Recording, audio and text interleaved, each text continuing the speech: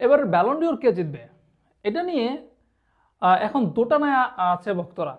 বিশেষ করে বেলিংহাম এবং ভিনিসিয়াস জুনিয়রের মধ্যে এই মুহূর্তে লড়াইটা আমার মনে হয় সীমাবদ্ধ রয়েছে, বা শেষ পর্যন্ত এই দুজনের মধ্যেই হবে লড়াইটা।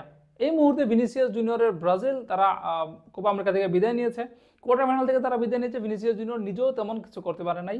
অন্যদিকে বেলিংহামের ইংল্যান্ড এখন ইউরোর ফাইনাল অবস্থান করছে, তারা হয়তো বা শিরোপাও জিততে পারে, মানে এরকম একটা সিচুয়েশন। তারা ফাইনালে উঠেছে, আর একটা ম্যাচ জিতলেই হচ্ছে শিরোপা জেতা। তবে বেলিংহাম যে হামরি পারফর্ম করছে এরকমটা কিন্তু নয়।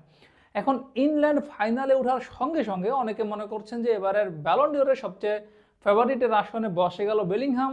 ইংল্যান্ড শিরোপা জিতুক কিংবা না জিতুক, ব্যালন ডিওরটা আসবে বেলিংহামের হাতে, এরকমটা অনেকে মনে করছেন। তবে আমার কিন্তু ব্যক্তিগতভাবে সেটা মনে হচ্ছে না। ব্যক্তিগতভাবে আমার যেটা মনে হচ্ছে যে এখনো পর্যন্ত ভিনিসিয়াস জুনিয়রের হাতে ব্যালন ডিওর ওঠার সম্ভাবনাটা সবচেয়ে বেশি। যদিও ব্রাজিল এবার কোপা আমেরিকাতে ভালো করতে পারে নাই, কিন্তু আমার মনে হয় যে এই মুহূর্তে এখনো পর্যন্ত ভিনিসিয়াস জুনিয়রের হাতে ব্যালন ডিওর ওঠার সম্ভাবনাটা সবচেয়ে বেশি। কিন্তু যদি ইউরোর ফাইনালে ইংল্যান্ড জয়লাভ করে, সেক্ষেত্রে বেলিংহামের পারফরমেন্স যেমনই হোক তিনি হয়তো ব্যালন ডিওরটা জিতে যাবেন। তবে এই মুহূর্তে পর্যন্ত আমার মনে হয় না বেলিংহাম ব্যালন ডিওরটা জিতবে, কারণ ইউরোতে এখনো পর্যন্ত তিনি কিন্তু আহামরি কোনো পারফর্ম করতে পারেন নাই। ওই একটা বাইসাইকেল কিক গোল ছাড়া, যেটা আসলে ইংল্যান্ডকে পরবর্তী রাউন্ডের টিকিট এনে দিয়েছিল। তো এখনো পর্যন্ত আমার যে প্রেডিকশনটা সেটা হচ্ছে ভিনিসিয়াসের হাতেই ব্যালন ডিওরটা উঠবে।